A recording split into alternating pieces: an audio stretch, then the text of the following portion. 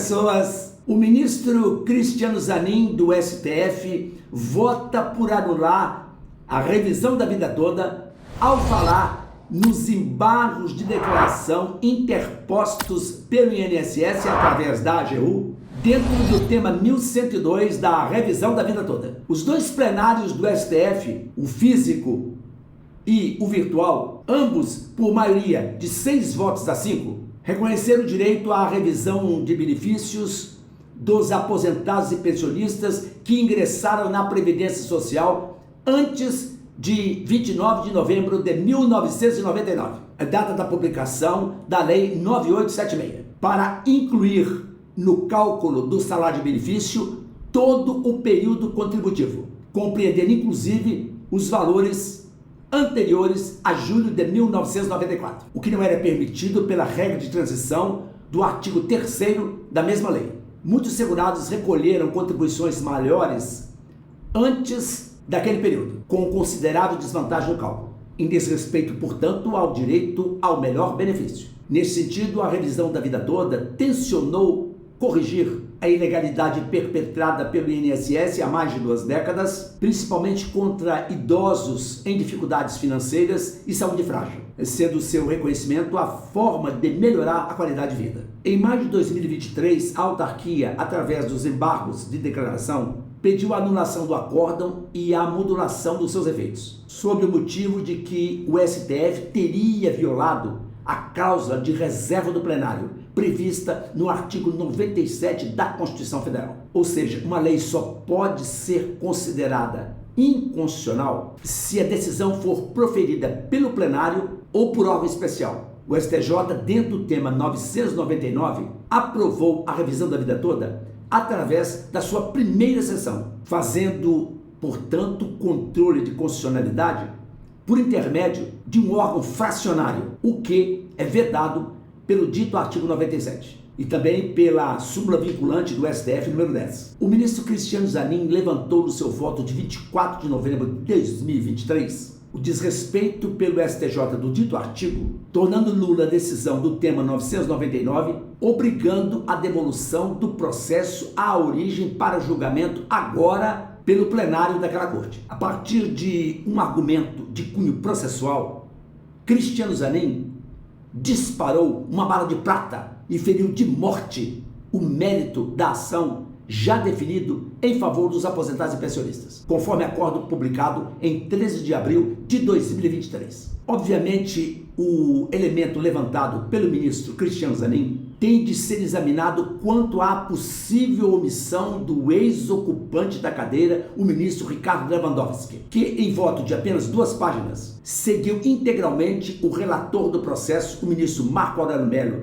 no plenário físico e, posteriormente, o ministro Alexandre de Moraes no plenário virtual, sendo que ambos afastaram a ofensa ao dito artigo 97 da Constituição. Se o ministro Lewandowski quisesse ir contra este argumento, tê-lo-ia feito expressamente, o que não aconteceu. Portanto, por força do artigo 134, parágrafo 1º do Regimento Interno do Supremo Tribunal Federal, o voto já proferido antes da aposentadoria do ministro não pode ser descartado quanto à decisão de fundo. A posição do ministro Zanin foi objeto de 2 questões de ordem contra a alteração do voto do seu antecessor, o que colocou os aposentados e pensionistas apreensivos e temerosos de nova reviravolta do caso. Ao longo da batalha jurídica pela revisão da vida toda, foram muitas as idas e vindas, muitas as marchas e contramarchas, muitas esperanças feitas e desfeitas. Alguns expedientes lesivos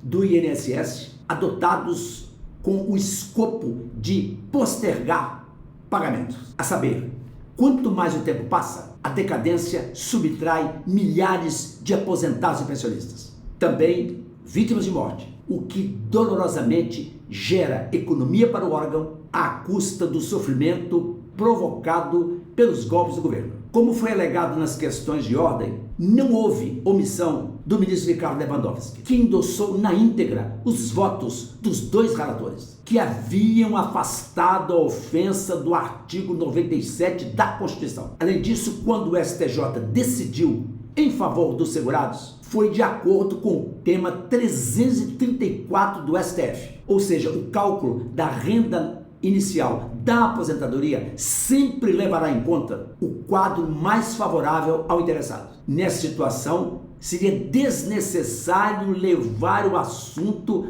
ao plenário ou ao órgão especial para a análise da constitucionalidade da lei. O último movimento no processo da revisão da vida toda, depois da aplicação dos efeitos infringentes excepcionais aos embargos de declaração pelo ministro Cristiano Zanin, devolvendo o assunto ao STJ, foi dado pelo ministro relator Alexandre de Moraes no dia 29 passado, ao pedir destaque na votação, o que conduz o caso ao plenário físico. Nessa situação, de acordo com a resolução STF 642 de 2019, o julgamento será reiniciado do marco zero no tocante ao recurso dos embargos de declaração. De toda sorte, mais um capítulo desta pendenga se desenrola. Os aposentados e pensionistas veem com apreensão o viés político, essa que é a verdade,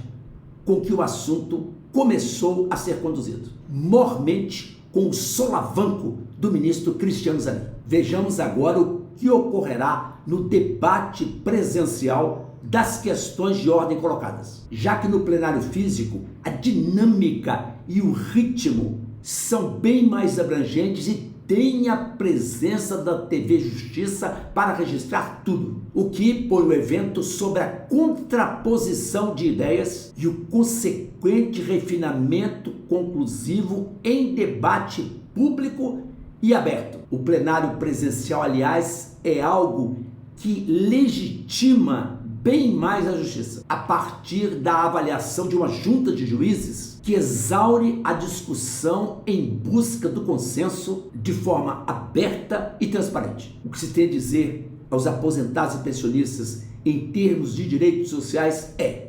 desgraçadamente, ainda não foi desta vez. Este foi o Soletrando Direito. Dê o seu like e compartilhe o vídeo nas redes sociais. Inscreva-se no canal e ative as notificações.